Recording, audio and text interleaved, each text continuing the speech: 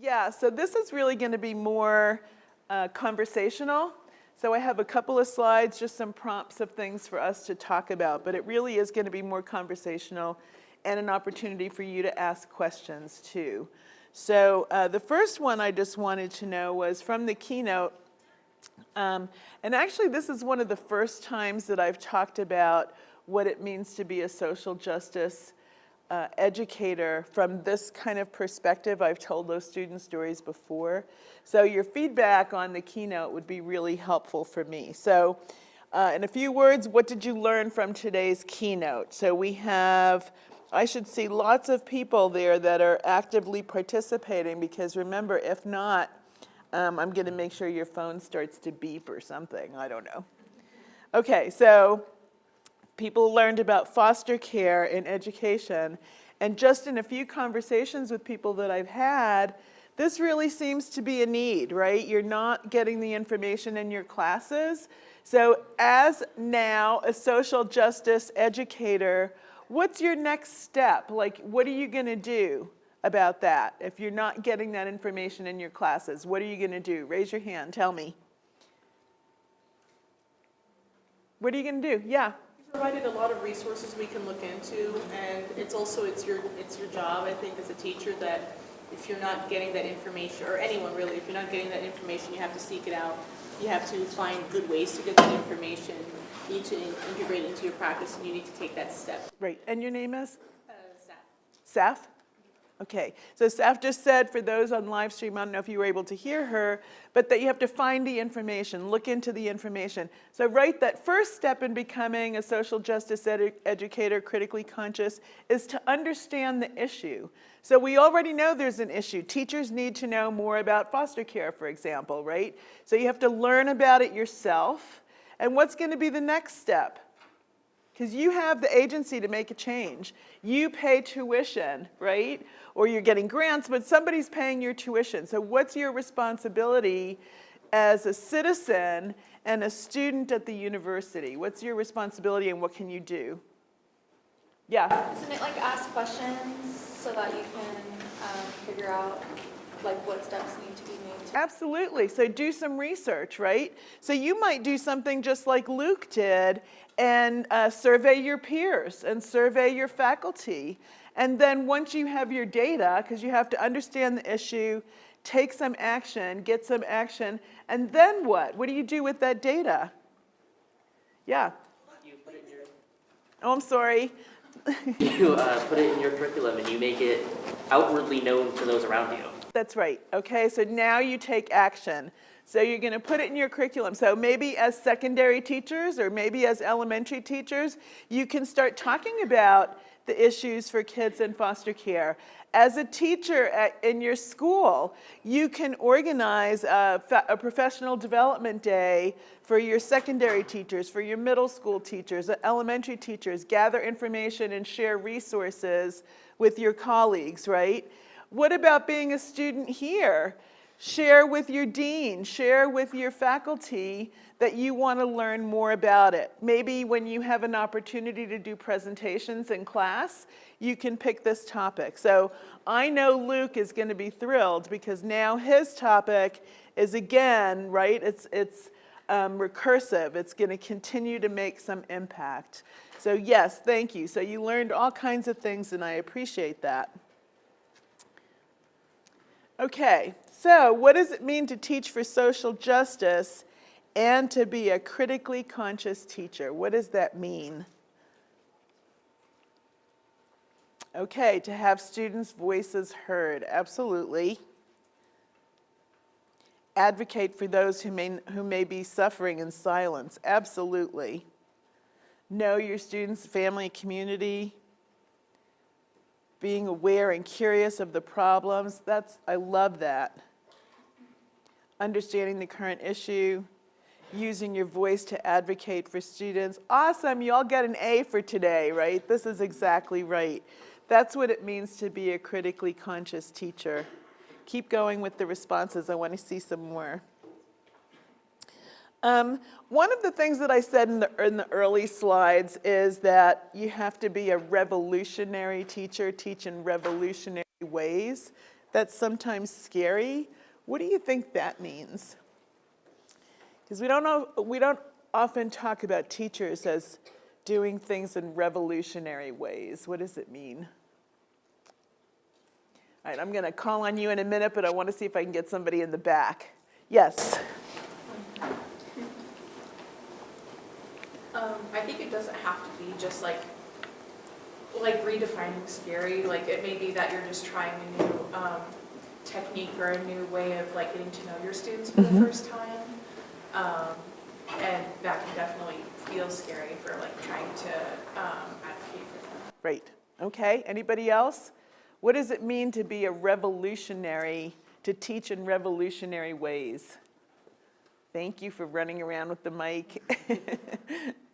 When you think of the word revolution, it's kind of you see a problem and you change it, like the American Revolutionary War, for example. Mm-hmm. So in a sense, as the educator, revolutionary is to look at the current climate that we have and to see the inequities and the issues and the concerns and to change it and to kind of advocate beyond just in the classroom. You know, it has to be a community thing, you know, and people have to be aware of the issues and stuff like that. So that's what. Okay, good. Yeah, and you know, it's hard because as new teachers and as you get your teaching contract, you certainly don't put your job on the line, right? You have rent to pay, you need to, you know, feed yourselves. So you don't want to get fired, right? But you can push the envelope a little bit, you know, and you can do it in a respectful way. One of the things that I always say to teachers is, especially if you're starting to get your students engaged in some controversial issues, right, is use your state standards and use the social justice standards. Districts, principals, superintendents love standards. So if you develop your lesson plans by looking at the social justice standards and making sure that they're in your lesson plan, and then you can have the conversation around why don't we have a unisex bathroom, right? If somebody in your school district is going to be upset that you're having that conversation, you can say, well, I'm using the standards and here's how it ties to our state standards. And so that's going to be your protection, is by making sure that you're always aligning your lessons with standards so that they can't come at you, right? At 68 years old, I don't care I mean, seriously, I think on my next sabbatical, I still have an active Florida teaching license. So I really think I want to go to Florida and break all the laws, get hired as a teacher, break all the laws, and put me in jail. You know, I'm really serious. I'm not kidding. So you might see my name in the news in a couple of years, like, here's this old lady in jail in Broward County. But I want to bring all the banned books into class. I want to talk about critical race theory. I want to make sure that students in Florida know that there were no benefits to enslaved people, right, for being enslaved. They didn't learn skills that helped them. I want to be able to do that, and I don't care. Put me in jail. But you know, I'm in a different place in my career than you are, but there are ways that you can do it without necessarily getting fired. So that's a revolutionary teacher, okay? All right, so what did you learn from Luke's story that can help you as a teacher? Is that the first student? The first student, yep, foster care. Okay, great. Everyone belongs. Don't dismiss the importance of someone's problems, absolutely. And also, like, how his journey story, like, he never thought before taking the course that we offered, he never thought of himself as, and that his lived experience could help somebody else. He just assumed it was just part of who he was, and he was going to live out the expectations of, very low expectations that were held for him. What we learned about Luke that year was he was an amazing writer. Okay, he loved to write and he was very good at it. But his teachers never even knew that because they never gave him an opportunity. We also found out that Luke started writing a book at the age of 12. Okay, so he was really journaling and keeping his story to write a book. I hope he publishes it someday. Ask more questions about students and listen, advocate for others. right? Not every story is similar. That's right. Importance of knowing where each student comes from. Absolutely. One of the things, so there are privacy laws around students who are in foster care and kinship care. And you have to check because it's state governed. So you'll have to check with your admins in terms of how can you find out if there's a student in your class that's in foster care or kinship care. Because that information might not automatically be shared with you, so it's really up to you to find out. And then this way, and figure out a way that you're comfortable with, but even just knowing about that student's life story might help you relate with the student more. Maybe the student doesn't want you to know, so you don't have to go up and let the student know that you're aware, but at least you can help in whatever way you can just by having that information. Anybody else in here want to share with me? What else did you learn from Luke's story that can help you as a teacher? Okay, I'm going to call on people if you don't raise your hand, so. No hands up? Okay, here we go. So one head wrote that really was able to do what he did because he had the support of the teacher and that she believed in him. So kind of like you said, that they saw that he was a great writer, and just like seeing all the great things that he has and helping him realize that gave him the opportunity to do something great. Absolutely, absolutely. Thank you. Okay, what did you learn from Greg's story that can help you as a teacher? Greg was the one that developed the DNA program, and then we saw the news story.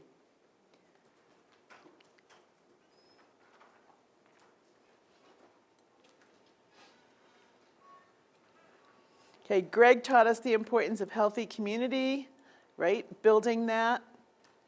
My students can use their experiences to help others, absolutely. Listen more, that's great. Students can be vulnerable with each other to build community. You can make an impact, excellent. Importance of bringing the school and community together, absolutely. Okay, so I'm going to share something with you about Greg that I didn't share in the keynote. Like I said, I'm still in touch with him. Greg is now 30 years old. Super smart, had multiple opportunities for free ride to get his bachelor's degree in teaching, counseling, whatever he wanted. He's doing really good work, but he doesn't have a college degree yet. One of the things is he has imposter syndrome. Raise your hand if you've heard of imposter syndrome and know what it is. Okay, if you're comfortable sharing, raise your other hand if you experience it from time to time. Absolutely, I do for sure. Greg's imposter syndrome is paralyzing for him because he doesn't think he can succeed. Okay, and so despite the phone calls I have with him and the meetups for lunch, he won't necessarily admit it, but he's afraid to fail, okay? And so that fear of failure is paralyzing for him to the point where he has not yet enrolled in an undergraduate program. So at 30 years old, I'm still encouraging him. I have scholarship money for him. I've been able to get lots of scholarship money for him. And he has lots of excuses as to why he doesn't want to get a degree. And that's fine. Not everybody has to have a degree, but he's doing this work now without a degree. His salary could be a whole lot better with a bachelor's, a master's, or even a PhD, right? But anyway, that's part of his story that I think is also important, especially as you become teachers, to think about how we build your students' self-confidence, especially if they're first gen, especially if they're poor. How do we build their self-confidence so that we can help them know that they can be successful, right? One of the things that I talk to my students about, since I work mostly with students of color, is how to succeed and thrive in a PWI, in a predominantly white institution, because it's going to be different for them. So anyway, I mean, just pay attention to those students that you think don't feel like they have the confidence to be successful, because that can be paralyzing for them. Okay, these are great responses. Okay, so this is a little bit different. Now we're going to move into a few quotes. So this is the quote by Paolo Freire that I mentioned before. As long as the oppressed remain unaware of the causes of their condition, they fatalistically accept their exploitation. Do you agree, disagree, you're not sure? Okay, it looks like everybody's agreeing at this point. Can somebody give me an example? I talked a little bit about the metal detectors, but can you give me another example that you think that young people are in oppressive conditions and they're just accepting it? Yeah, in the back over there. Happened to me, but my boyfriend is Mexican. His whole family is from Mexico, and his family crossed the border illegally, and then he was born. But he tells me all the time about his experience in school, and he was saying how they were just silent all the time, all the time, all the time. They didn't ask for help. They didn't ask for anything because they were still afraid, of the consequences of, rocking the boat, so to speak. So they never asked for help. His entire school career was just awful, he said, and it makes me sad because if I would have been there, I could have done something for him. But And think about the students you have that live in the shadows, right? The kids who are undocumented. Some of you may be undocumented and having to feeling that fear of living in the shadows. Here's something that really, really ticks me off. I have a paper. The title of the paper is called Ganas, G-A-N-A-S. Spanish speakers, you want to interpret what the word ganas means? Anybody?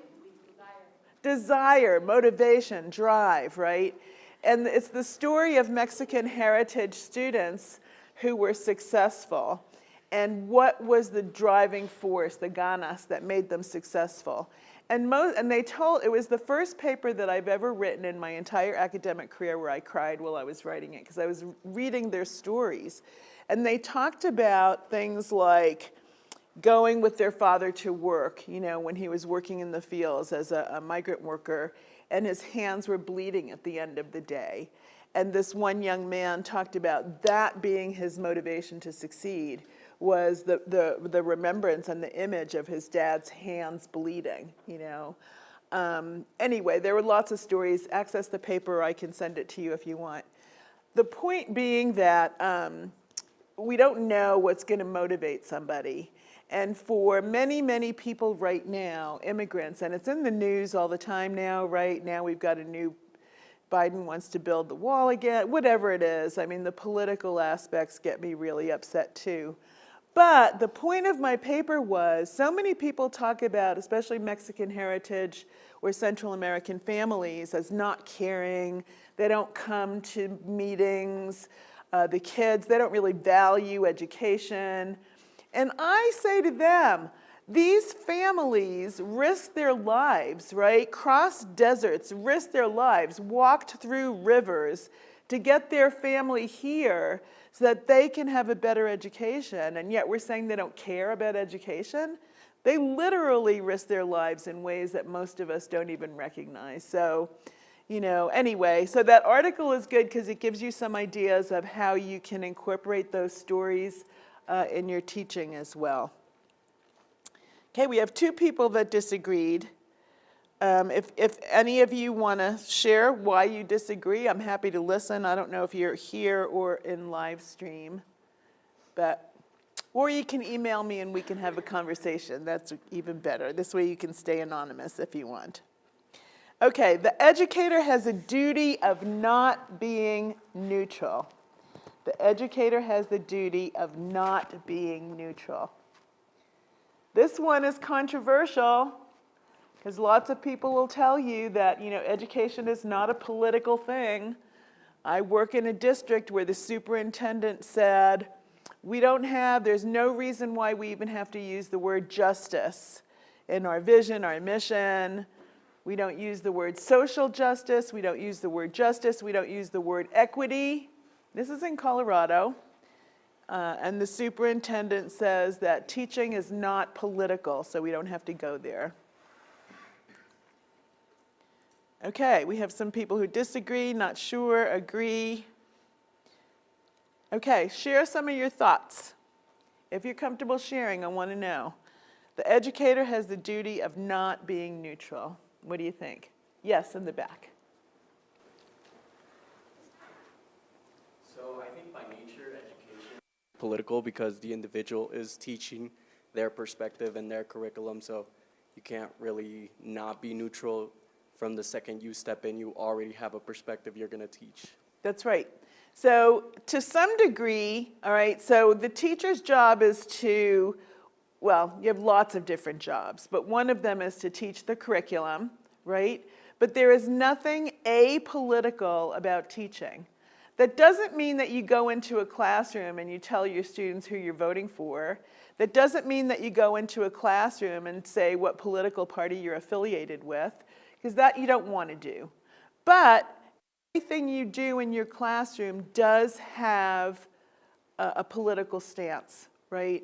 Or at least a justice stance, or at least it should, in terms of advocating for your students. Anybody else have a comment or question? Again, you want to protect your jobs. I'm not advocating for you to go in there and be this rebel and lose your job in your first year. But if you do, call me and I'll find you another one.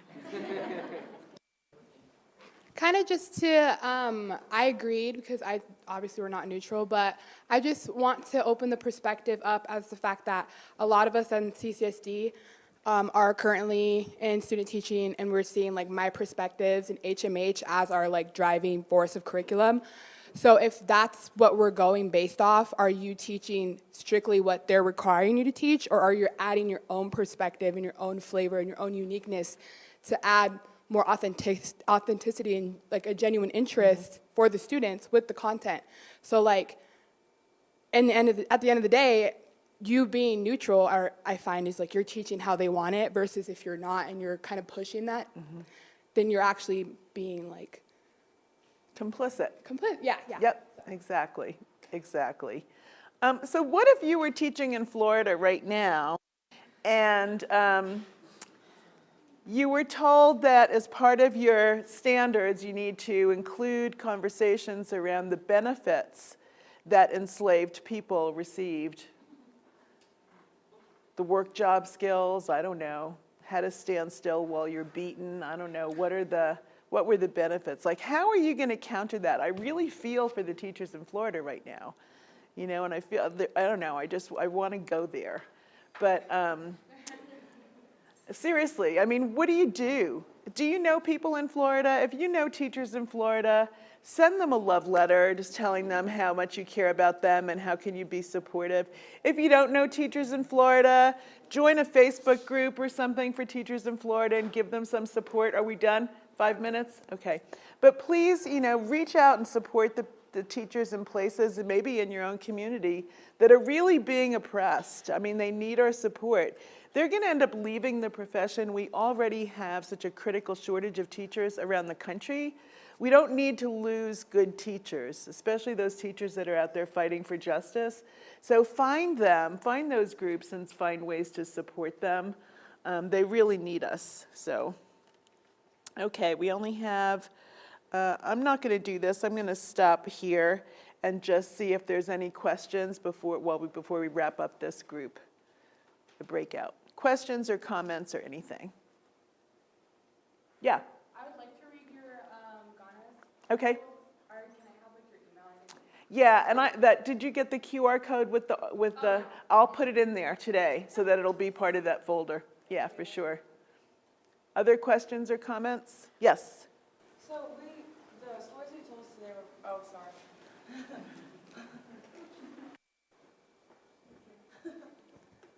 The stories that you told us today were really awesome, and I loved hearing about them.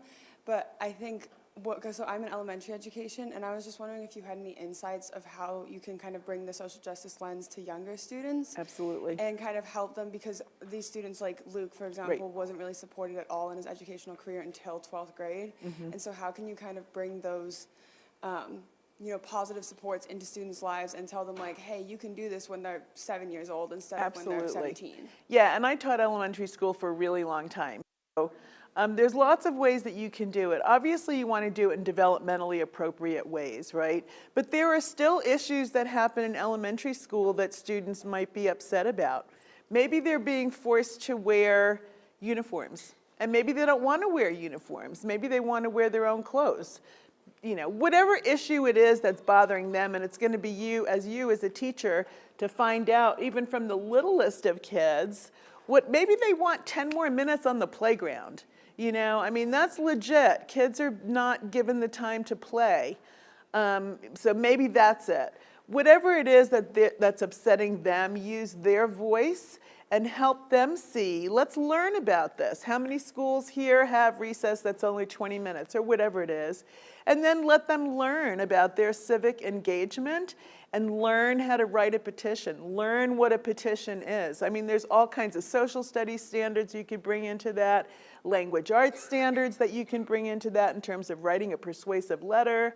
And then, you know, petitioning the school, talking to the principal, maybe asking to meet with the school board to insist that, and there's all kinds of research around why little kids need more time to play.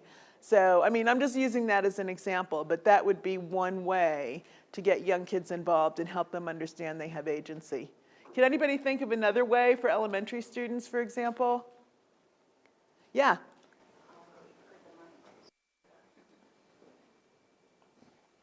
I think there's endless ways to bring these perspectives and become social justice warriors in our elementary settings. I do just want to provide and elaborate on one that you just gave.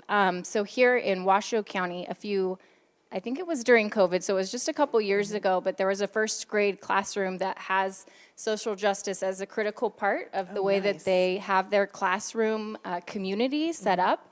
And they advocated to the city of Reno and presented to one of their meetings, and they got Reno declared a multilingual city. Yay. And had received funding from the community to put bilingual signage up in all of our city spaces. So that's awesome. They were first graders, which means that they were 6 years old. Yep, so that's amazing. That's awesome. That was Jessie Beck Elementary. So okay. I can share the resource. There's news stories about it, but many different ways to bring those perspectives. Again, it comes down to creating that classroom community that you have, so you can still certainly comply. I put that in air quotes for those of you who can't see me. You can comply with those expectations of your district, but still create that community within the students in your room by many, many different ways, but all of them centered in social justice and equity, where you know the families, you learn and listen what the students care about, because they certainly